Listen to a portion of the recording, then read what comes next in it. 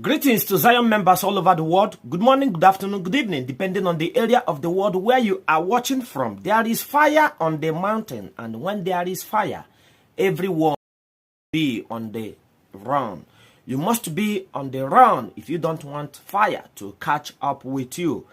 Since Evang.Ebuka Obi announced moving Zion ministry to the southeast of Nigeria, Igbo native doctors have not been at rest. They have decided to come together in a meeting and they want Evang.Ebuka Obi to agree with them over issues like doing his own ministerial work without mentioning them or bringing them into the picture.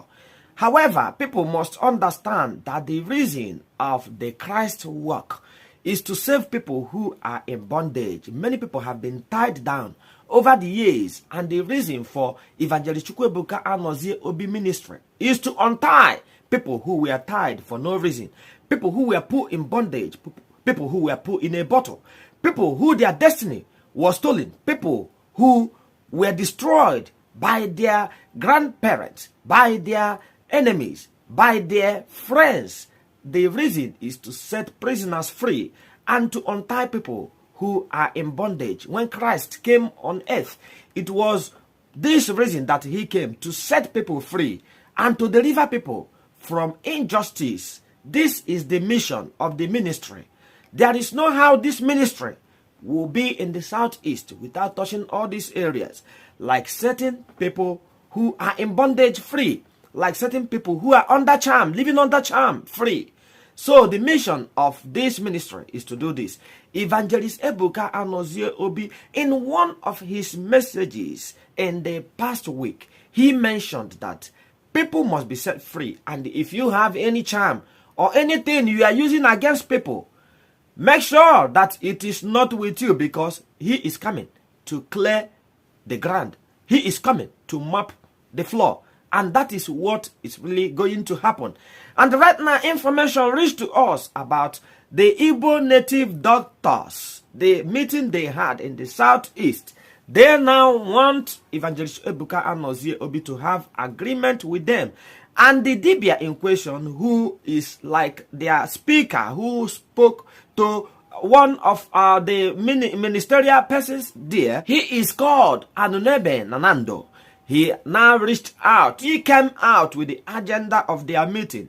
He tried to reach out to Evang.Ebuka Obi. At first, he praised him over his intention to bring the ministry in the southeast. He even acknowledged that this ministry will bring development. He also acknowledged that this ministry will bring in hospitals, schools that will employ a lot of people. So he congratulated Evang.Ebuka Obi, but then want him to work along with them to have agreement that he will play his part. He said he wouldn't like them, the Dibias, the native doctors, to attack Evang.Ebuka Obi, and he wouldn't like Evang.Ebuka Obi to attack them, the native doctors. However, we must understand that these are two different religions that can never have agreement, because they cannot work hand in hand. It is not possible. Unfortunately, I think you may want to listen to the pleading the Dibia made on behalf of the Igbo Dibias Association in the southeast of Nigeria. I have our correspondent, Asa, who brought this information forward on the social media that I decided to share with you. Watch.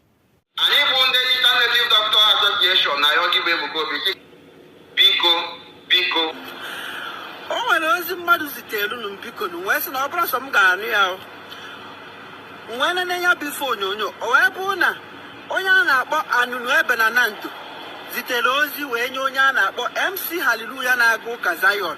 Ọ bụ onye iru agwọ na-ekwu maka Zion wee sị na ndị dibịa nọ na ana Igbo na fa nwere nzukọ, ọ sị na Association of ndị native doctor na fa nwere nzukọ n'isi Evang.Ebuka Obi.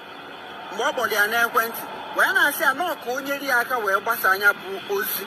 O wee sị ekere udozi dị ife ahụ. O wee sị na ozi ahụ na Evang.Ebuka Obi ga-enwekwa mmasị ebe ọ nọ, na ya nwebụkwa MC Hallelujah ga-enwekwa mmasị ebe ọ nọ, maka ịma na MC Hallelujah bụ onye na-ekwute maka ihe ndị Zion. MC Hallelujah wee sị ya na ihe anụnwa ekwentị ha na-abụ ụkpọ o wee sị kedu ife o ji wee dị ya ka onye nwa bụ onye ga-enyenwu Evangelist Ebuka Obi nyanwa mgbe ozi ọsị maka na ọ ma na ofu onye n'ime ndị na-ekwu maka Zion na ọ bụrụ na ya bụ ozi ruo ya aka na ọ ga-eru Evangelist Ebuka Obi aka ọsị kedu ife dị na anya bụ ozi o wee sị na ife dị ebe a bụ na fa anabatara Evangelist Ebuka Obi ka ọ bịa n'Igbo bịa lụọ ọrụ ụka na ha chọkwuru ka ha yọọ ya mgbagharụ ịghọtago ihe a ka okwu na-etinyelu unu ya bụ nke a maka ọ bụrụ na ntinye ebe ha na-abụkpọ ekwentị ọ ya ete aka nke m ga-etinye egwu ya bụzi ife onyonyo ọ sị na fancha niile bụ ndị dibịa nọ n'ala Igbo mee ife ha mepụta ka o zizeteziri MC Hallelujah sizi anyị Evangelist Ebuka Obi ịghọtago wee nụ ya bụ ife wee sị ka m wetie maka na n'ime ebe a na o kwugidere okwu kwugide okwu ọ bụrụ ife m sọsọ m ga-ekwu na ihe m ma aka ọrụ gị achọrọ m ka isi n'ọnụ dibịa a na-akpọ Anụnebe na Nando ya onye zutere ozi a amarazi m nọ ife anụnwa fekwokọta n'alụ ife fatụta n'alụ ka ọsọsị a na-ekwu mana ọ sị nọ ndị Association of ndị Native Doctor ewekago nwa sị ka ị ga-enye bụ ife ị gee ya ịgwa m ebumnobi gị. Of the young man confessing, saying it out that the whole association of native doctors in the eastern part of Nigeria. Please, I'm not the one that forced this person to call me. I am not the one that forced this person to send the video. According to him on this video, you're going to listen to it. He said, after the meeting, this was their conclusion. Guys, let me play the video for you. Let's watch.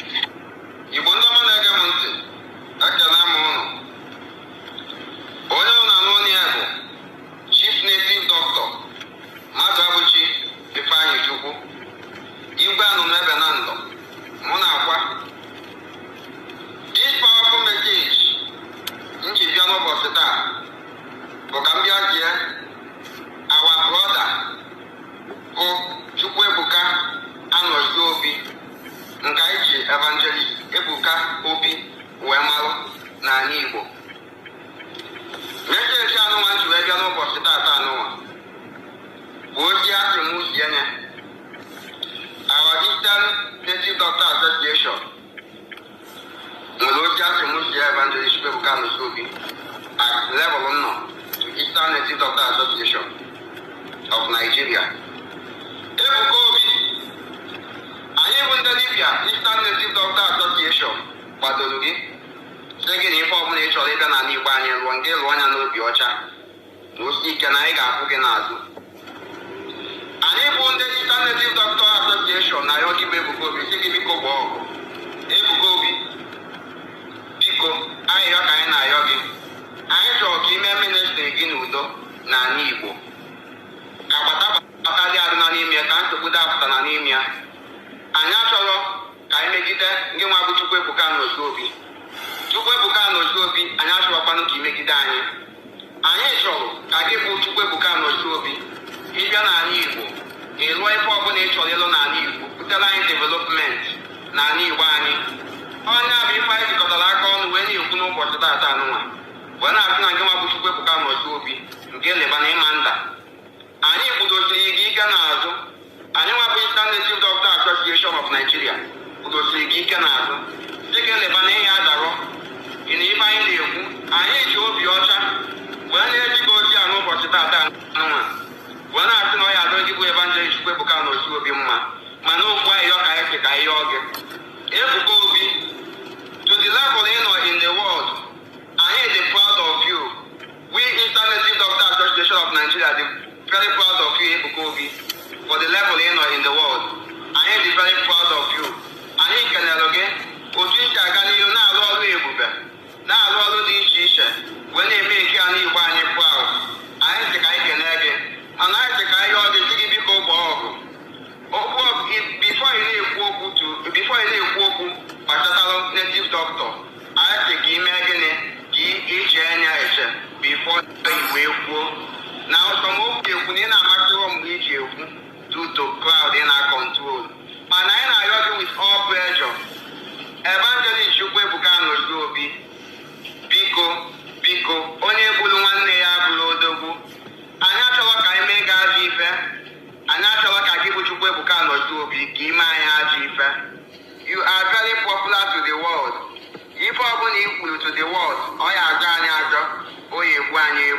maka na ife ọbụla ị na-ekwu ụwa niile na-anụ olu gị. Anyị wee chịkọta aka ọnụ na-arịọ ndị bụ Evangelist Chukwu-Ebuka Obi dị gị biko gbaa ọgụ ka udo chịa n'ala Igbo. Igbo bụ Igbo, ekene m ụnụ. Inweta ozi a tụsa anya ka o rute our brother Evangelist Chukwu-Ebuka Obi ntị, ekene m ụnụ.